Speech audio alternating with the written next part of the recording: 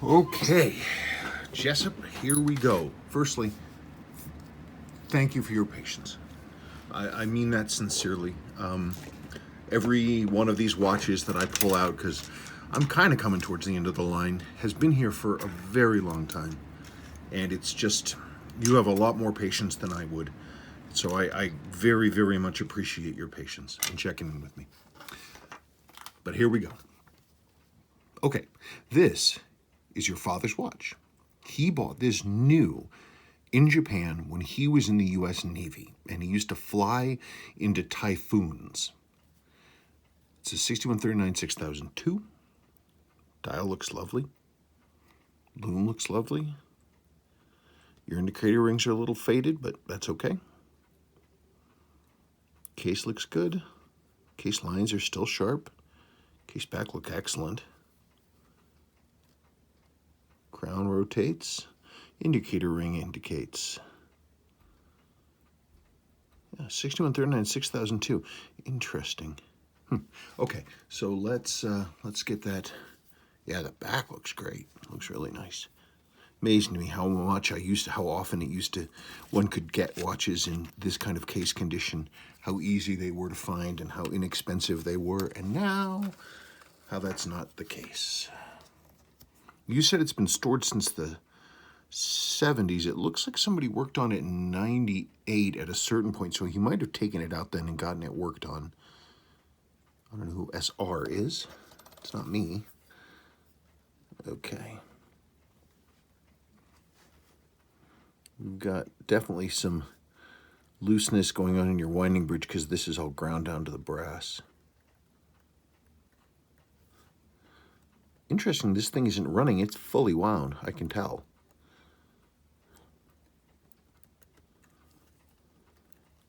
Grinding over there as well. Yeah, that brassing, all that brassing you see there. Yeah, that thing's fully wound. Let us get that out of there. Huh, that wasn't very tight.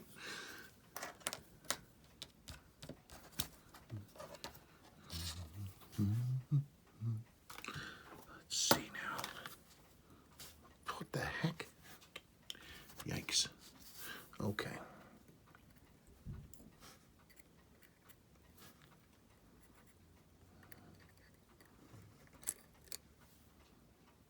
Okay. Here's your winding bridge. Oh yeah. Fully wound. You can tell by the little resistance that it gives you. It doesn't want to move. I will be curious to see then why this thing ain't running.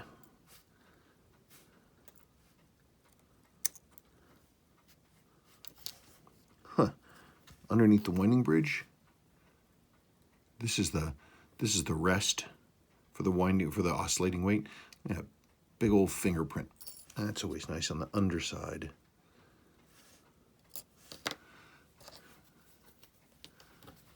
Okay.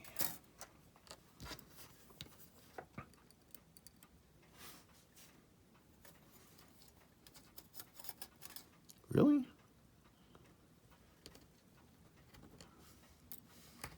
Oh, I think I'm just confused. But that's normal. Yeah, it's a B. For a second I thought it was an A, and I was like, what? Okay, so that's pretty okay. That does what it ought to.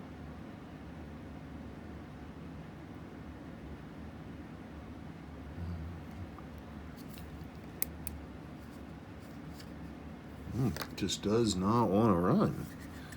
Very interesting. Huh. That is curious. That's curious. Does not want to move. Okay. Let's continue our voyage of discovery. Come on. There we go.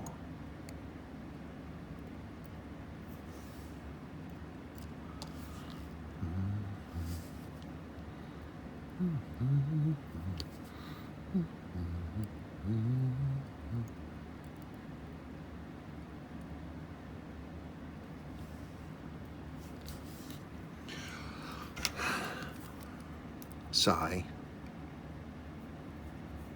Hey, that screw's pretty loose too. I wonder if we got us a bunch of loose screws.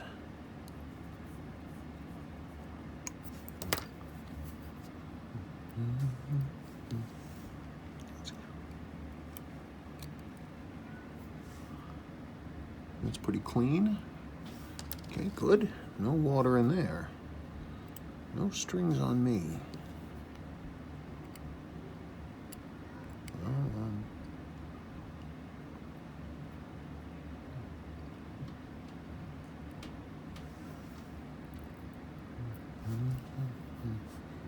Okay, so there we go. Not moving. Okay, let's let down the mainspring. Okay. Wow! Look at that. Booga, booga, booga.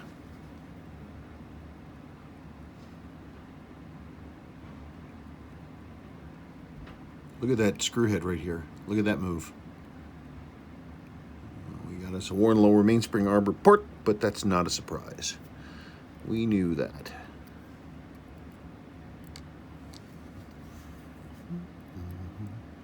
Yeah, that's the good stuff. Though it's not, I've seen better, but that's still pretty good.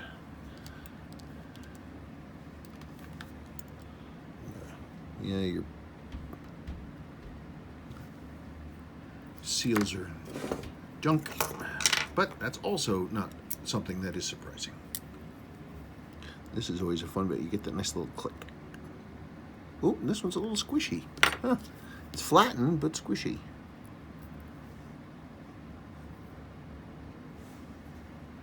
Flattened, but squishy. Get off of there. Okay.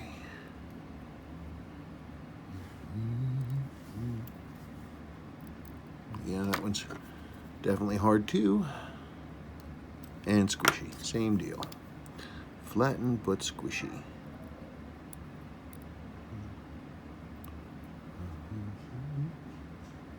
I don't know, somebody tried to lubricate these up, but it just doesn't, that doesn't really do the work job when it's stiff.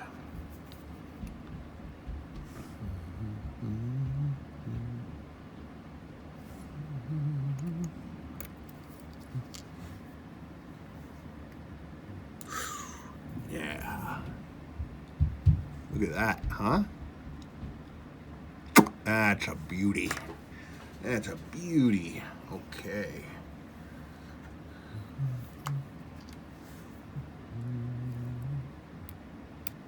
Okay. I want to get this stripped down to, I want to get those hands taken off there. So I'm going to be right on top of the movement. So I'll come back. Gosh, that's so pretty. Look at how nice the loom is. Look at how the cleanliness of that dial surface. Oh, it's so nice. Oh, that's so nice. The reason I get so excited about seeing a gold dial in this kind of condition is that they are so variable and they can get really gnarly. And so it's just, that's what I'm used to seeing is them all sort of beat up. Like I was going through my stuff, I found this really early Aussie Pogue. Look at the dial. I mean, yeah, it's got, I used RevitaLume on the dial here to make the loom white because the loom was black. But look at that huge patina. I mean, yeah, it's still a proof, but compare that to this. You see? Just see the difference. It's just when you know something is in danger of leaving, it's nice to see it still there. Okay, let me pull those hands. Okay, so it's always interesting with dial dates because the dials are dated on the back. And typically, the dials are from the month before the case-back date. So if you have a December case-back, you'll have a November dial, typically. But this one, 2D, December 1972, and this one is also December 1972, and that's pretty neat. That's not bad. That's perfectly fine. It's interesting to see what we got. Yep, December 72. Put that back here. Now let us. Oh gosh, I'm a dingle butt. Hang on.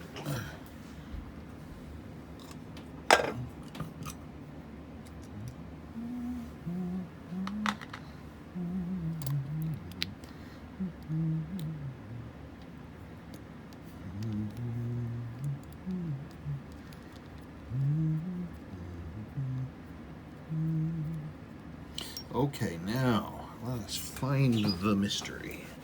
Find the mystery.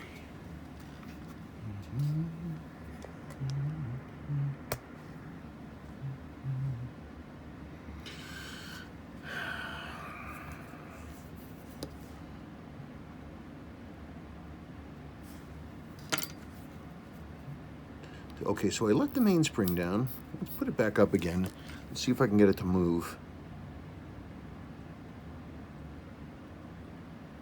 Come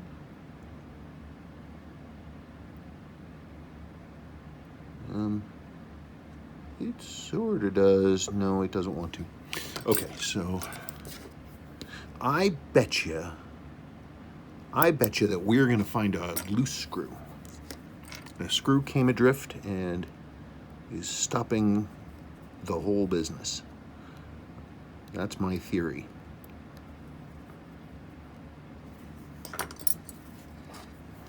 As good a theory as any.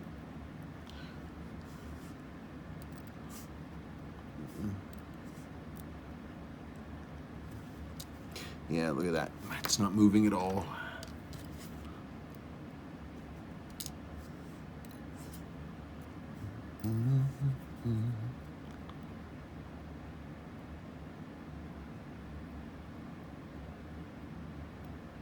Interesting. So take that out. I can get it to rotate. Oh, it absolutely does not. It is not happy about rotating with the clutch in place. I can get it to move, but it doesn't want to.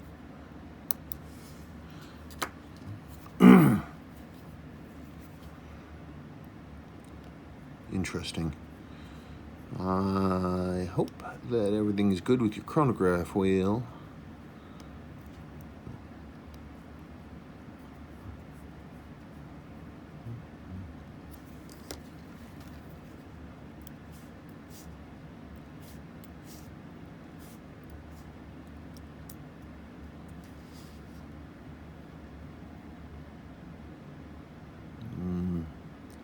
It's dirty, and this one got reset a lot.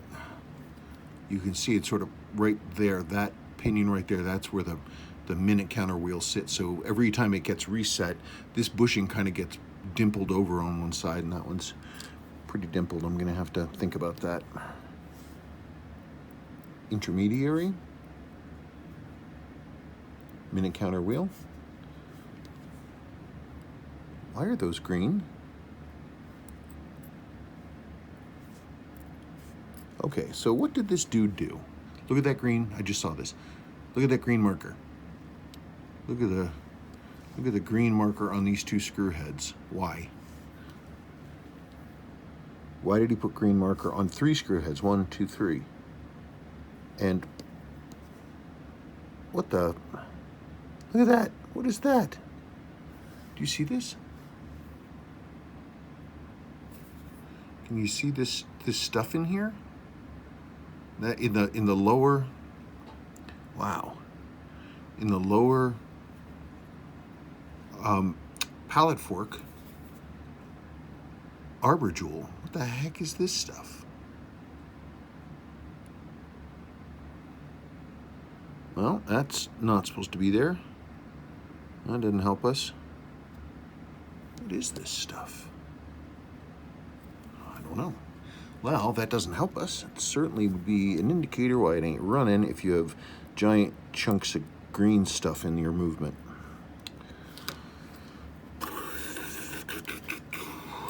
Yeah, giant chunks of green stuff in movements do not mix. Wow.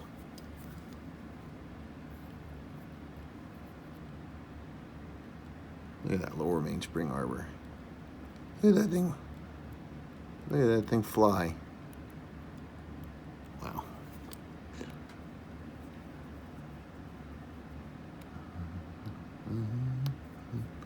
Why would you color screw heads green?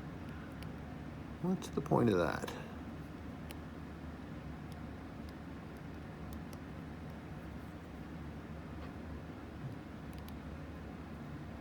Hey, that screw is loose too. That didn't help us. Let's see.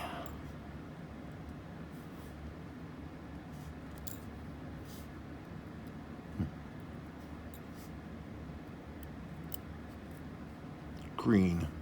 Why?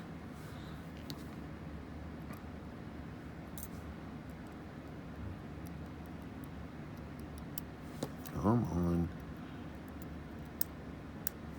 Yeah. Would you get out of there? Thank you.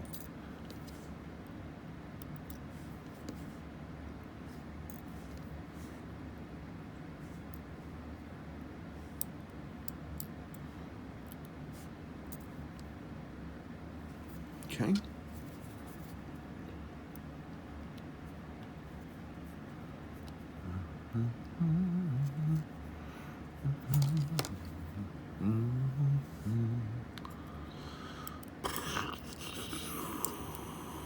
Boop. That goes in there. A little bit of Rodico here to pull that screw out of there. Boop. That's a nice thing. There. Good. Now,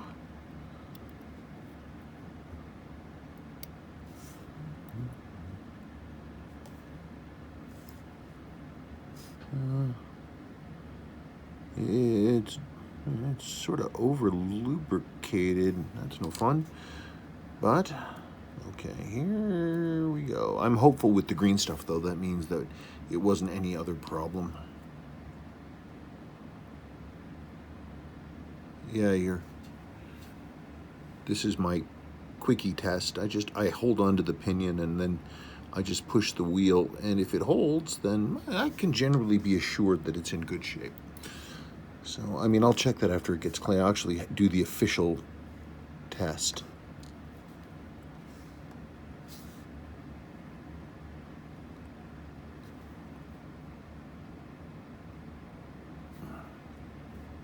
Okay.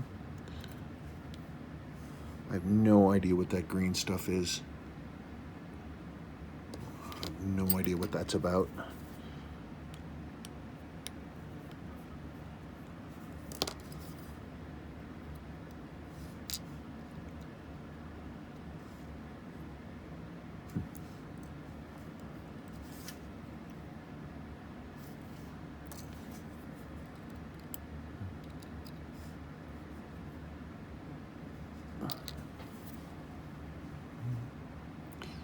Look at that lower mainspring arbor port.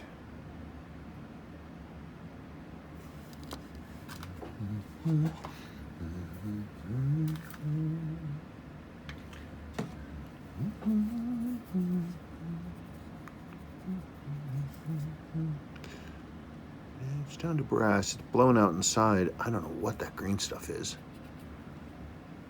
There's just no way that a watch can run if the pallet fork is encased in some kind of green crap. I wonder what that is about. That's pretty wacky.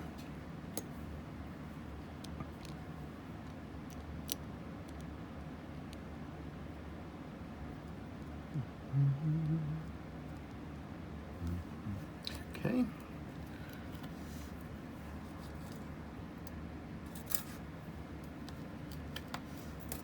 I wonder where that would have come from.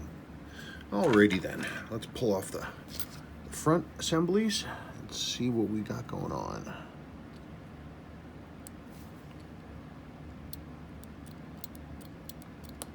Okay, I don't see any issues there. Let's use my other holder. I like that better. There we go.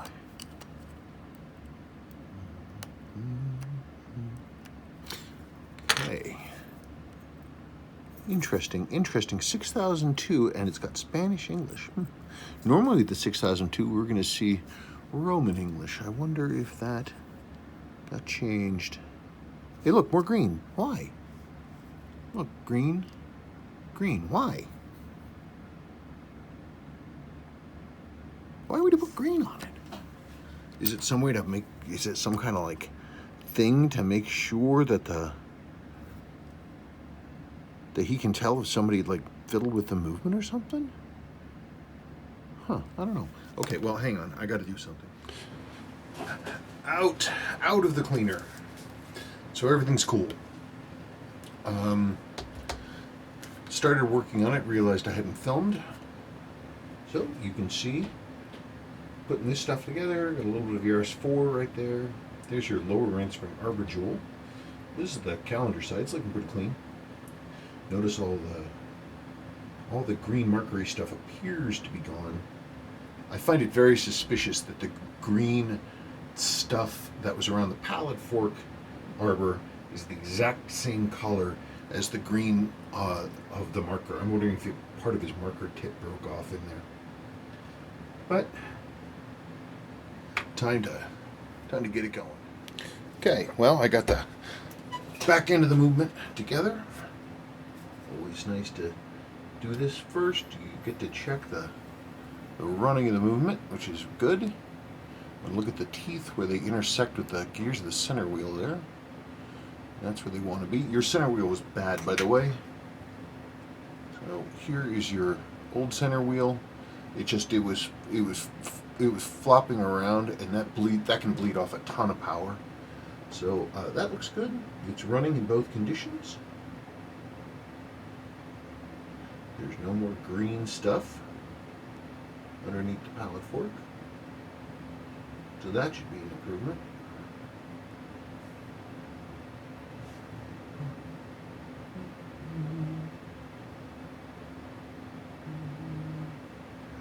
Let's just give this a final polish.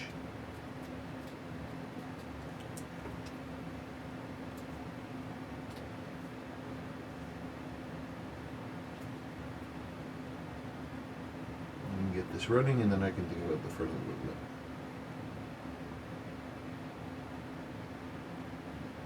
Okay.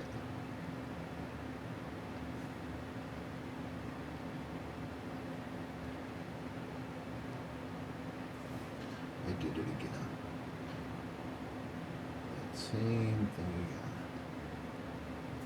Yeah.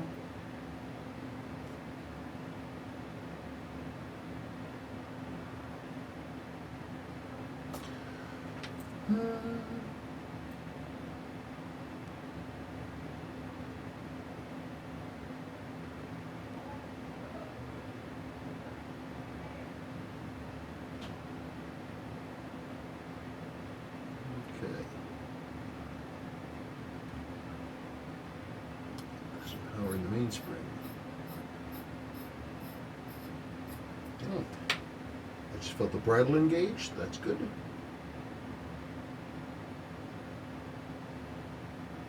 Good. And she's clicking.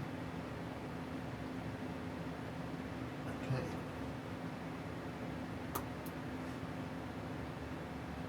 Alrighty.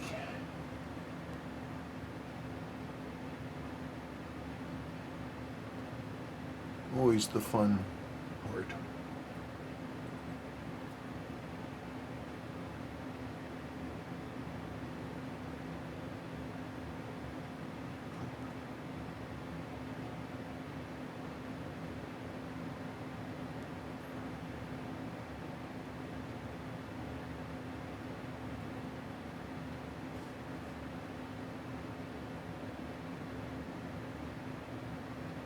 Hey, look at that.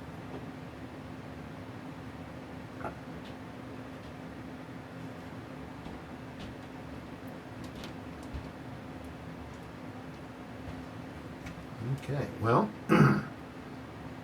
it's doing more than it did before.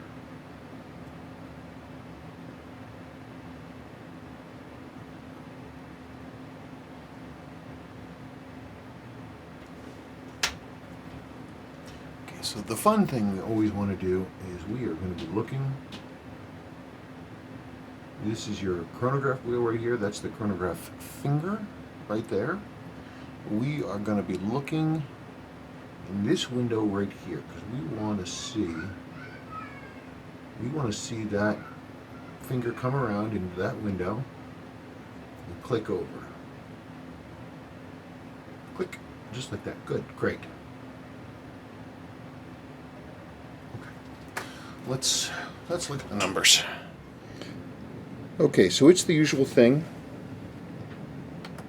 I'm going to look at the numbers and adjust the beat error and accuracy live. I'll tell you what I'm doing. I can't really show it to you because I don't have a way to do that. So let's see. Well, I'll tell you this, it's got a lot of beat error. That's not good. Yeah, I can actually see it. I can see the arms are out of position. Somebody was fooling with it. There's a way these arms normally are. There's a normal. So I'm not even looking at it. I'm putting the arms closer to where they normally would be.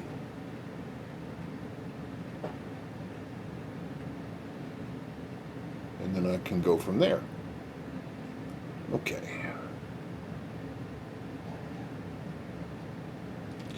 So first I'm going to get rid of the beat error, which is what I'm working on now.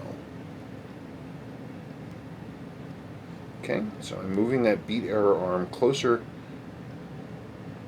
I'm rotating it clockwise, which is effectively shortening the length of the hairspring, which makes it go faster. I'm not worried about accuracy right now. I just want to get rid of that. I just want to get rid of that beat error.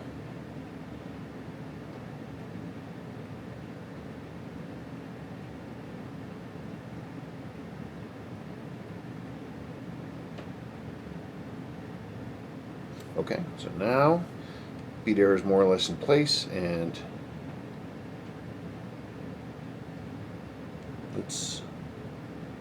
well, these numbers are not great.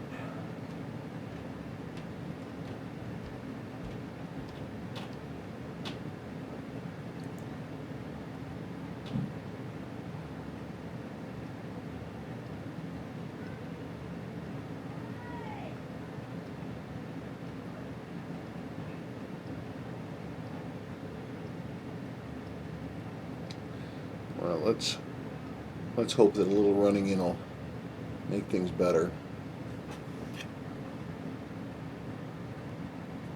Okay, so that looks like I've got that pretty dialed in for an initial thing. Those are not great numbers, so I'm going to watch those numbers and see, but this thing is only running the train, so I shouldn't, there's not a whole lot of drag on it.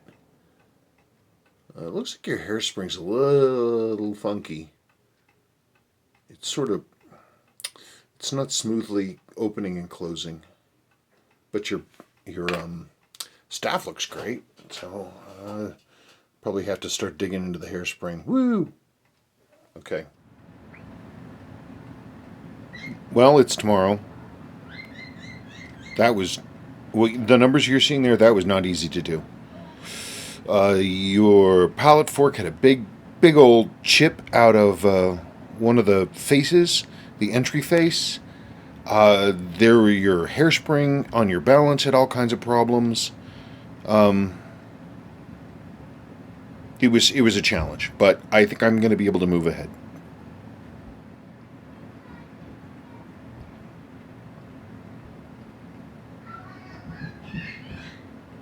Well, we're cruising.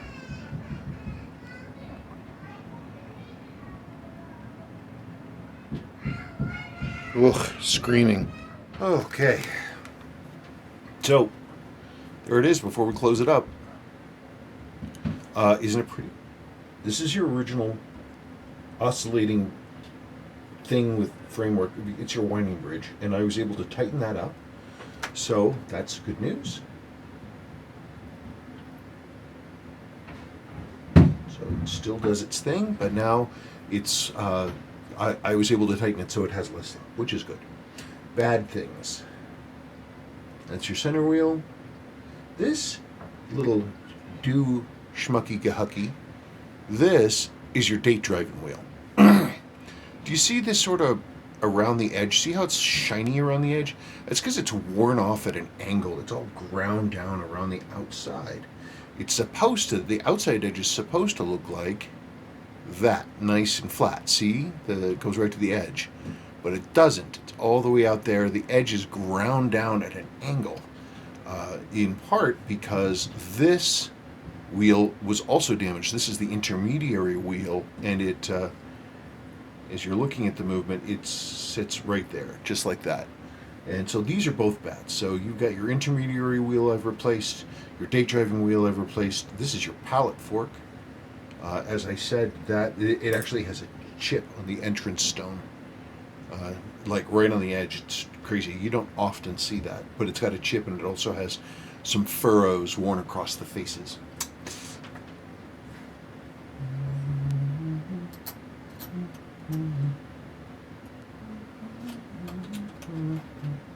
Come on, you. There we go. Okay.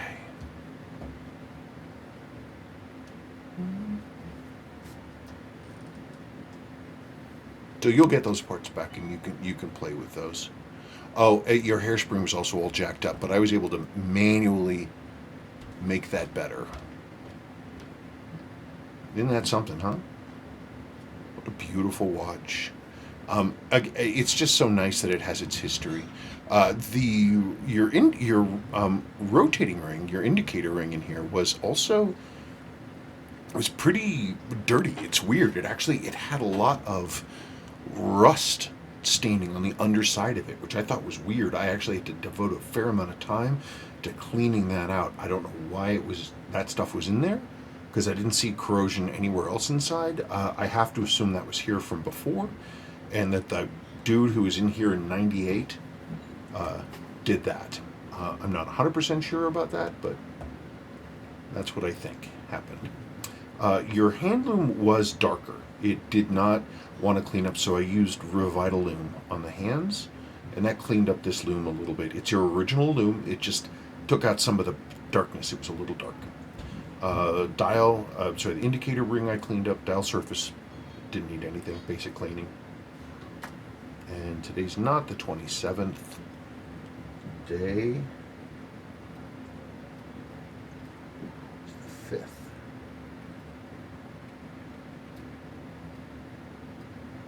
Just like that.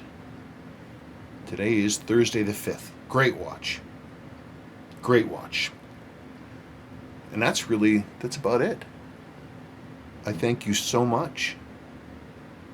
What a great watch. I can't wait to get your father's watch back. Okay. Thank you much. Bye-bye.